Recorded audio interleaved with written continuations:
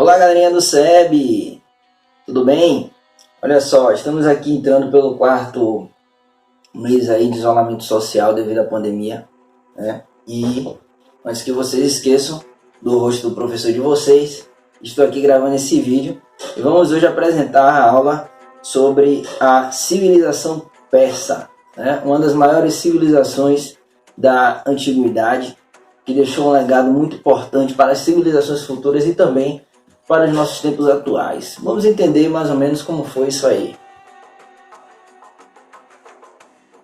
Era localizada naquela região ali onde hoje está o país, né, a nação iraniana, né? Eles eram localizados no Planalto iraniano. Eram povos indo-europeus que dividiam aquela região ali com os povos medos. Os medos eram localizados ao norte do Planalto iraniano e os persas ao sul do Planalto iraniano.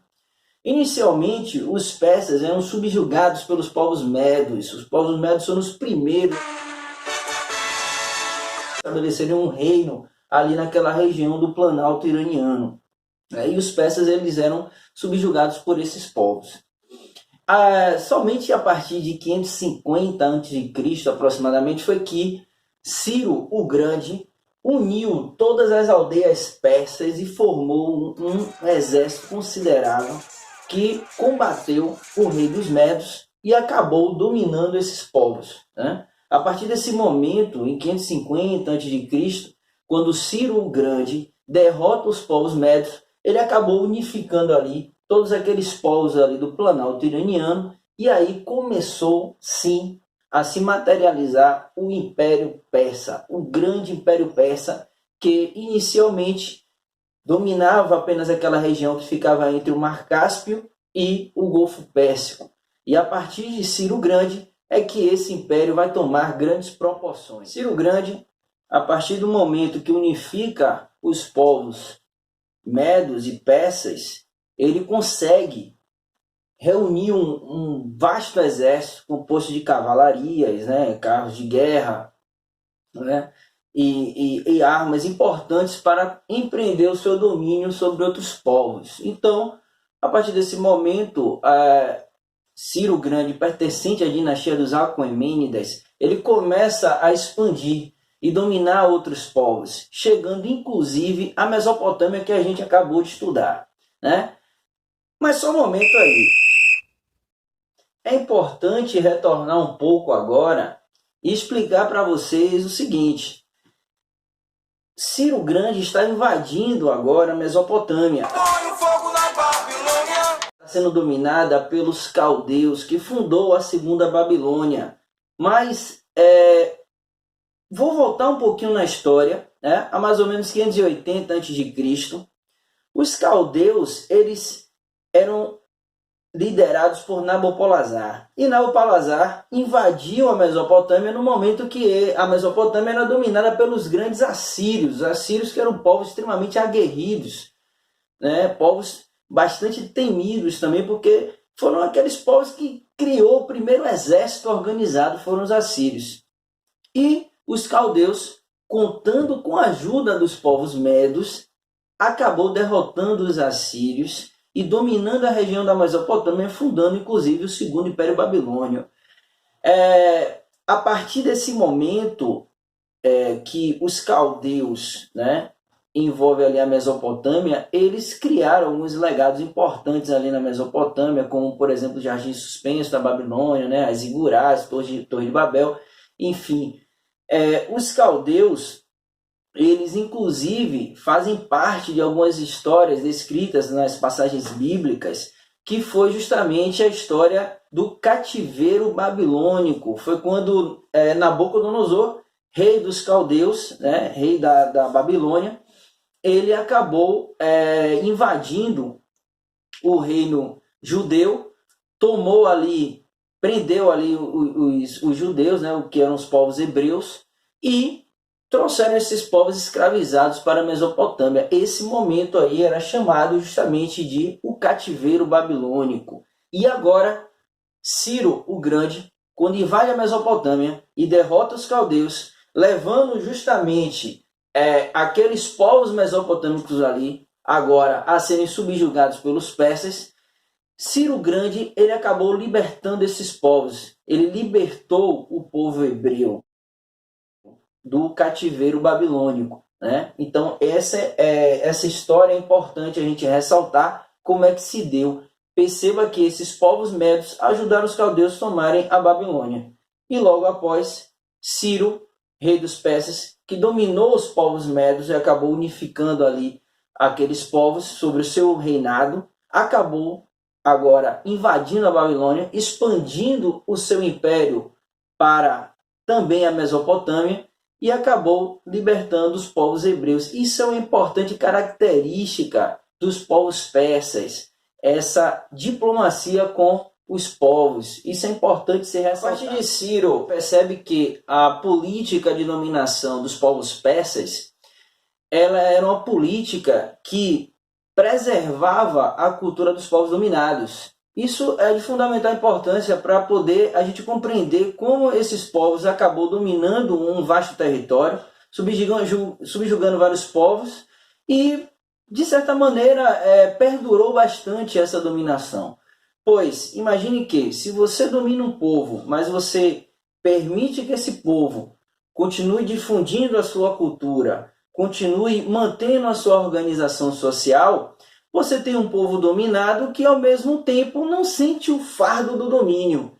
Então, os povos persas acabaram justamente criando um sistema de administração das regiões dominadas, onde eles preservavam a cultura desses povos e, em troca, eles queriam apenas o pagamento de tributos e também a liberação de um exército quando fosse dominar outras regiões. E assim, esses povos persas, o rei, na verdade, Ciro o Grande e os próximos reis que virão, eles vão conseguir um poderio militar muito grande para poder dominar outras regiões e subjugar outros povos. Depois de Ciro Grande veio o rei Cambises. E Cambises teve como um dos maiores feitos a dominação dos egípcios. Cambises juntou um poderoso exército e acabou invadindo o Egito na chamada Batalha de Peluso.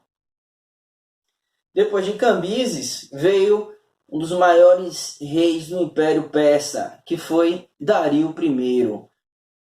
Por que ele foi um dos maiores reis do Império Persa, de maior importância e relevância? Porque Dario I, ele já assume o Império Persa, que era um vasto território, muito grande, né? Ele continua as dominações, né, de outros povos, mas ele tinha um grande desafio nas mãos dele, que era justamente organizar esse vasto território, administrar esse vasto território. Imagine que era um território composto por vários povos que preservavam as suas culturas, porque os persas eles tinham essa característica de dar liberdade a esse povo para continuar praticando a sua cultura, a sua organização social.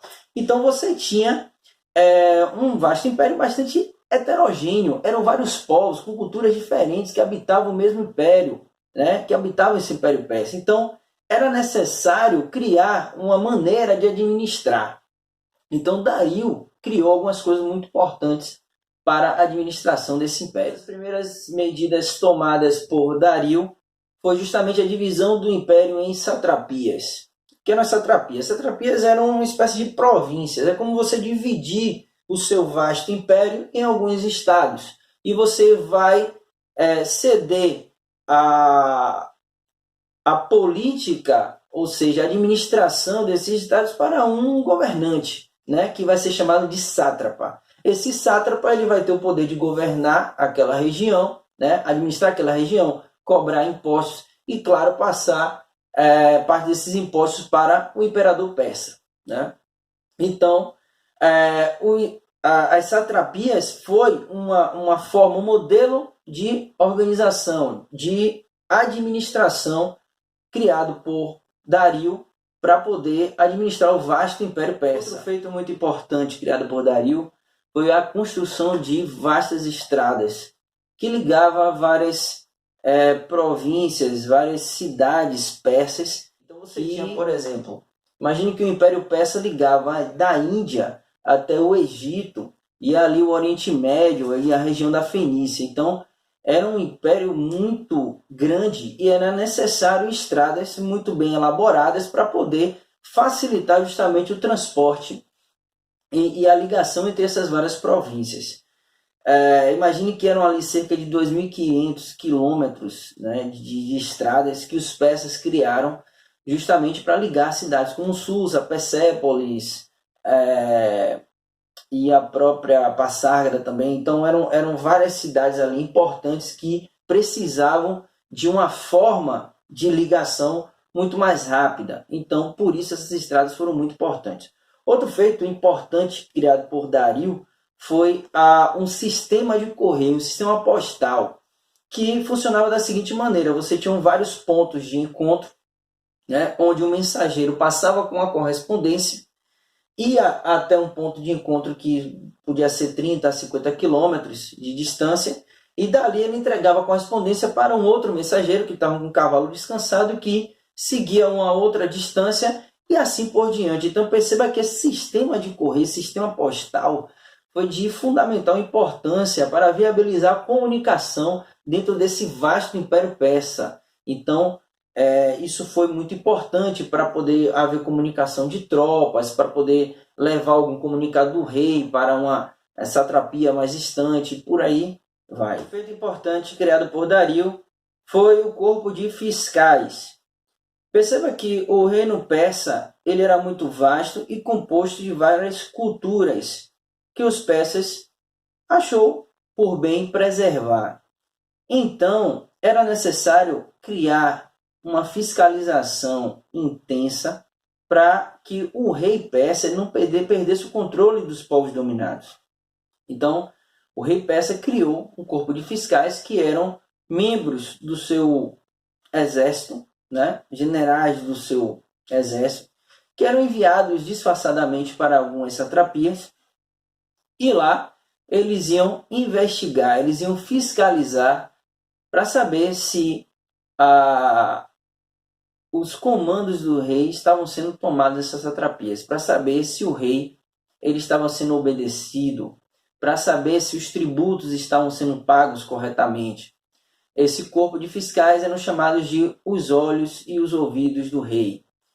E eles tinham a incumbência de fiscalizar, de verificar se a lei do rei persa estava sendo mantida, se os tributos estavam sendo pagos e se aqueles povos não estavam, de certa maneira, ali se reunindo ou tentando se rebelar contra o domínio persa. Então era muito importante, foi muito importante para o rei persa essa medida, justamente para poder manter o seu domínio sobre esses povos. Dário I, como rei imperialista, expansionista, ele não se cansou por aí. Ele queria dominar mais territórios e, por isso, ele teve a ambição de dominar justamente o território grego. Então, ele deu início às chamadas Guerras Médicas. Nas Guerras Médicas, Dario I juntou um poderoso exército e, auxiliado pelos fenícios na concessão de navios, ele ousou invadir o território grego. Porém, Dario acabou perdendo feio a primeira fase aí das Guerras Médicas, na chamada Batalha da Maratona. Dario acabou perdendo essa batalha e acabou regressando para o seu território. Essas batalhas entre persas e gregos, muito retratadas em filmes, como, por exemplo, Os 300, foram batalhas que faziam parte da grande ambição dos persas, né? De dominar não só a Ásia, como ali parte do Egito, já em território africano, Oriente Médio, e ele queria também entrar no que hoje chamamos de Europa Central, ali na planície balcânica, onde estava localizada a Grécia. Então, depois de Dario, sucede ao trono seu filho Xerxes, e ele tenta invadir novamente a Grécia, justamente satisfazendo um sonho de seu pai. E ele acaba sendo derrotado, né? Ele teve algumas vitórias, como por exemplo a Batalha das Termópilas contra os espartanos, acabou vencendo aquela batalha, porém a Grécia ela acaba fundando uma liga chamada Liga de Delos e acabou novamente vencendo os persas. O Império Persa ele dura basicamente de 550 a.C. até 330 a.C., quando o rei Alexandre o Grande, rei da Macedônia, acaba invadindo, né, o território persa e vai encurralando os persas até justamente conseguir, de fato, a sua vitória máxima e a subjugação dos povos persas. É importante ressaltar que os persas eles acabaram, de certa maneira, provocando justamente essa própria derrota, porque quando os persas tentam invadir o território grego, eles acabaram, consequentemente, criando uma certa instabilidade dentro do território grego, pois Atenas, como tinha fundado a Liga de Delos, acabou pretendendo unificar o seu território, fundar um reino. Porém, essa tentativa dos atenienses não foi bem vista pelos espartanos e acabou que os gregos entraram em guerra. Isso vai ser tratado lá na frente quando a gente falar sobre a civilização grega. O fato é que o enfraquecimento político dos povos gregos acabou gerando justamente a invasão dos povos macedônios, liderados por Alexandre o Grande, que vai ser um período chamado período helenístico na Grécia. E aí esse Alexandre o Grande é que vai juntar um poderoso exército e que vai acabar derrotando os persas e subjugando esses povos ao seu domínio. Outro ponto muito importante a ser considerado sobre os persas foi que eles foram um dos primeiros povos a criar um sistema monetário. Em termos econômicos, a economia persa ela não é uma economia muito voltada para a agricultura, porque o solo do Planalto Iraniano ele não era um solo fértil para a agricultura. É claro que eles praticavam a agricultura, mas isso não era a principal atividade econômica deles. Eles praticavam a criação de animais, produção de artesanato e principalmente o comércio. Como os persas subjugaram outros povos, dominaram outras regiões, eles acabaram se satisfazendo justamente da agricultura, que era o ponto forte de outras regiões, como por exemplo a Mesopotâmia, por conta da questão da agricultura de irrigação através dos rios Tigre e Eufrates. Então, o comércio era o ponto forte dos persas. Então, a partir de Dario, foi criado um sistema monetário chamado de Dárico, que recebe o seu nome. Então, esse sistema monetário foi muito importante para poder facilitar, para viabilizar essas trocas de produtos entre os persas e as outras partes do seu território e até outros povos fora do seu território. Outra questão importante dos persas foi a religião. A religião persa ela era uma religião monoteísta e dualista. Havia duas divindades importantes para os povos persas, que é chamada de dualismo porque eram divindades que representavam o bem e representavam o mal. E a religião persa, que era chamada de zoroastrismo, porque era uma menção que se fazia ao seu profeta, chamado Zoroastro, né? Essa religião era representada pelo dualismo entre o bem e o mal. O bem representado por Ahura Mazda e o mal representado por Ahriman. E a religião ela pairava em torno desse conflito entre o bem e o mal. Então perceba que a religião persa ela vai ser uma religião que vai acabar inclusive influenciando a religião judaico-cristã. Eu espero que vocês tenham gostado aí, gente, dessa aula sobre os persas. Eu vou deixar disponível também um material para estudo e busquem outros materiais, busquem outras fontes. É importante que vocês estudem, que não fiquem nesse período de pandemia parados sem realizar de fato um estudo. É necessário que vocês continuem buscando um pouco mais, ficando ativos nesse momento de isolamento social, tá bom? Grande abraço, espero que isso em breve passe e a gente possa estar juntos novamente. Valeu!